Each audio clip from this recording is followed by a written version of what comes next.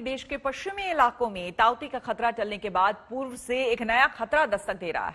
बंगाल की खाड़ी में एक नए तूफान को लेकर चेतावनी दी गई है। इस तूफान का नाम यास है, जिसके निशाने पर खास तौर पर ओडिशा और पश्चिम बंगाल है। सवाल ये है कि आने वाला ये नया तूफान कितना खतरनाक है। यास नाम का ये तूफान ताउते से शक्तिशाली है या फिर कमजोर, और इससे कौन कौन से राज्य प्रभावित होंगे, देखिए इस रिपोर्ट में।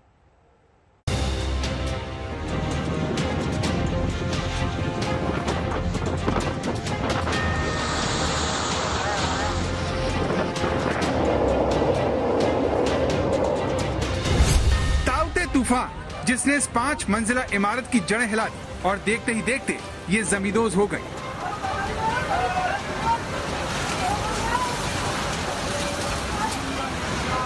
ताउते की वजह से जब ये इमारत पहली बार हिली तभी इसमें रहने वालों को बाहर निकाल लिया गया। इसीलिए जब ये ताज के पत्तों की तरह गिरी तो किसी की जान नहीं गई, लेकिन ये इमारत तो सिर्फ उदाहरण है। ताउते तूफान ने गुजरात ही नहीं, देश के पश्चिमी इलाके की सूरत बिगाड़ कर रख दी है। लेकिन जब ताउते तूफान दम तोड़ रहा है, तब क्यों ओडिशा में गुजरात जैसी तबाही का डर जताया जा रहा है? ये ताउते तूफान की गिरफ्त से निकले वो खुशकिस्मत लोग हैं जिन्हें नौसेना ने अपनी जान दांव पर लगाकर एक नई जिंदगी दी। शुरू हो गया भाई, अपने आप नहीं था कि दोबारा हम लोग दुनिया में आ पाएंगे, लेकिन इंडियन नेवी का बहुत शुक्रगुजार हम लोग करते हैं। दीदी इंडियन नेवी का हम बहुत शुक्रिया अदा करते हैं। ऊपर लोग दिख रहे हैं या फंसे हुए हैं, सेफ नहीं फंसते। नौसेना ने जिस वक्त ताउते तूफान में फंसे लोगों को बचाने का ऑपरेशन शुरू किया, तब तूफान की रफ्तार 100 किलोमीटर प्रति घंटे की थी। नौसैनिकों को अपना हाथ तक नहीं दिख रहा था, फिर भी भारतीय नौसेना कामयाब रही। लेकिन सवाल यह है कि क्या अरब सागर के बाद नौसेना को अब बंगाल की खाड़ी में भी ऐसा ही खतरनाक ऑपरेशन अंजाम देना पड़ सकता है?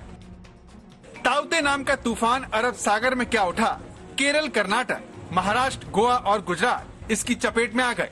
राजस्थान, दिल्ली, एनसीआर, पश्चिमी यूपी, उत्तराखंड और मध्य प्रदेश में ताउते की वजह से बारिश होने लगी। मई महीने में लोगों को गर्मी की जगह ठंड लगने लगी। लेकिन कोरोना संकट के बीच अब भारत को पश्चिम के बाद अपने पूर्वी हिस्से में भी एक नए तूफान से निपटना पड़ सकता है। इसे लेकर औपचारिक चेतावनी जारी कर दी गई है। ये नया तूफान बंगाल की खाड़ी में बन रहा है। इस नए तूफान से ओडिशा और पश्चिम बंगाल प्रभावित होंगे। ये तूफान इन राज्यों से होता हुआ बिहार, झारखंड तक जाएगा। लेकिन सवाल यह है कि इस नए तूफान का नाम क्या है और ये कितना ताकतवर है? क्योंकि ताउते भले ही गुजरात से गुजर गया हो, ये राज्य इसके दिए जख्मों से पट गया है। ये देखिए, ये अहमदाबाद का एक अस्पताल है जहां 7वीं मंजिल पर कोरोना का इलाज करवा रहे मरीज अचानक ये सब देखकर डर गए। बारिश और तूफान की वजह से अस्पताल के आगे का हिस्सा भर भराकर कुछ इस तरह गिरा कि लोग सकते में आ गए। मरीजों को आनन फानन में वहां से हटाना पड़ा। ये सब कुछ इतनी तेजी से हुआ कि लोग कुछ समझ पाते उससे पहले ही अस्पताल का हिस्सा गिर गया। राहत की बात यह रही कि इमारत के मलबे के नीचे कोई नहीं आया। इस वजह से एक बड़ा हादसा होने से टल गया। लेकिन ताउते तूफान ने अहमदाबाद को पानी पानी कर दिया। सड़कों पर पानी भर गया। दोपहिया चलाने वाले पैदल हो गए। तूफान की वजह से जगह जगह होर्डिंग उड़ने लगे।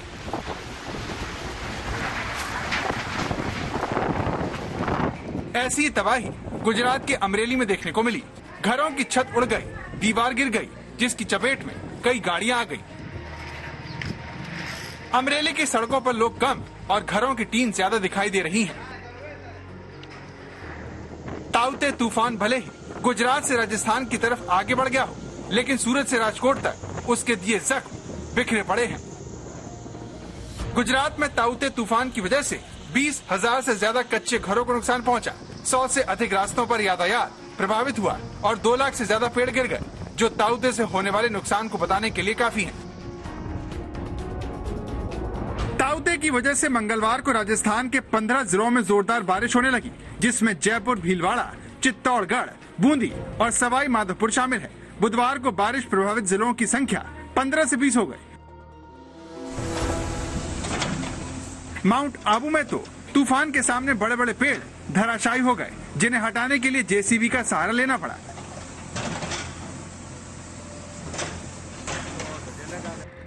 राजस्थान में ताउते की वजह से भारी बारिश होगी, इसे लेकर मौसम विभाग ने पहले ही अलर्ट जारी कर दिया था। को सूचित किया जाता है कि कई शहरों में तो प्रशासन ने बाकायदा लोगों से घरों में रहने के लिए लाउड स्पीकर से ऐलान भी किया।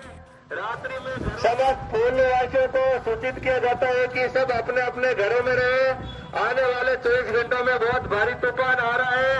रात्रि में घरों के बाहर नहीं सोए, पशुओं को पेड़ के नीचे नहीं बांधे, बिजली के खंभों से और विद्युत की लाइनों से दूर रहे। अलर्ट की वजह से लोग तो घरों में कैद हो गए, लेकिन बेमौसम बारिश ने राजस्थान का हाल बेहाल कर दिया। शहरों में सड़कें बारिश के पानी में डूब गईं। पाली से लेकर भरतपुर तक में बारिश हो रही है। राजस्थान जैसी बारिश और गुजरात जैसे तूफान की देश के पूर्वी इलाके में भी आशंका जताई जा रही है। इस बार नए तूफान का खतरा ओडिशा और पश्चिम बंगाल पर है। 22 मई से पूर्व मध्य बंगाल की खाड़ी में कम दबाव का क्षेत्र बनने लगेगा, जिसके बाद ये चक्रवाती तूफान का रूप ले लेगा। इस नए तूफान के 25 से 26 मई को बंगाल की खाड़ी से टकराने की जानकारी है। आशंका है कि 27 तारीख को ये ओडिशा के चांदीपुर में टकरा सकता है। इस नए तूफान का नाम यास है, जिसका नामकरण ओमान ने किया है। अभी जो लेटेस्ट आया साइक्लोनिक स्टॉर्म बन रहा है, जो केंद्रीय बंगोपसागर, ये उत्तर अंडमान सी जो है, उत्तरी भाग अंडमान का उत्तरी भाग और केंद्रीय बंगोपसागर, east central Bay of Bengal, तो ये 22 को बनेगा। तो 22 को शुरू हो जाएगा लो प्रेशर, 23 को डिप्रेशन और 24 या 25 को साइक्लोन की स्टॉर्म बन जाएगा और इनका नाम है यास। इस तरह पश्चिम में तूफान के खतरे से निपटने के बाद अब पूर्व में भी इसी तरह की चुनौती का देश को सामना करना पड़ सकता है, जिसमें नौसेना की भूमिका अहम होगी। ताउते तूफान में 4 जहाजों पर फंसी जिंदगियों को बचाने के लिए नौसेना लगी हुई है। बार्ज P305 पर सबसे ज्यादा 273 लोग सवार थे, जिनमें से 184 लोगों को बचा लिया गया, जबकि 89 लोग अब भी लापता हैं। दूसरा जहाज बार्ज गाल कंस्ट्रक्टर है, जिस पर सवार सभी 137 को रेस्क्यू कर लिया गया है। लेकिन तीसरे जहाज बार्ज SS3 पर 196 और चौथे जहाज सागर भूषण पर 101 लोग अब भी फंसे हुए हैं, जिन्हें खोजकर बचाने का काम नौसेना कर रही है। और जहाज को हम यहाँ से सेल करके इंसिडेंट साइट पे ले गए थे। हमारे पीछे पीछे हमारी सिस्टर शिप्स भी आई थी, INS कोलकाता, तो कोची की तरह एक फ्रंट लाइन डिस्ट्रॉयर है। और उसके बाद जैसे जैसे सिचुएशन और टाइम निकलता गया, हम इस ऑपरेशन को और बढ़ाते गए और आज की तारीख में 6 जहाज उस एरिया में सर्च कर रहे हैं। साथ में हमारे नेवल एयरक्राफ्ट जो हैं वो भी पार्टिसिपेट कर रहे हैं सर्च के लिए, और हमें मैरीटाइम या मर्चेंट मरीन से भी असिस्टेंस मिल रही है। करीबन 8 या 10 जहाज साथ में लगे पड़े हैं सर्च के लिए, और इंडियन कोस्ट गार्ड के भी 1-2 जहाज शामिल हैं। कोरोना महामारी में विदेशों से ऑक्सीजन की सप्लाई में भी नौसेना ने बढ़ चढ़कर हिस्सा लिया, लेकिन ताउते तूफान के बाद यास नाम का तूफान नौसेना की जिम्मेदारी को आगे भी और ज्यादा बढ़ा सकता है।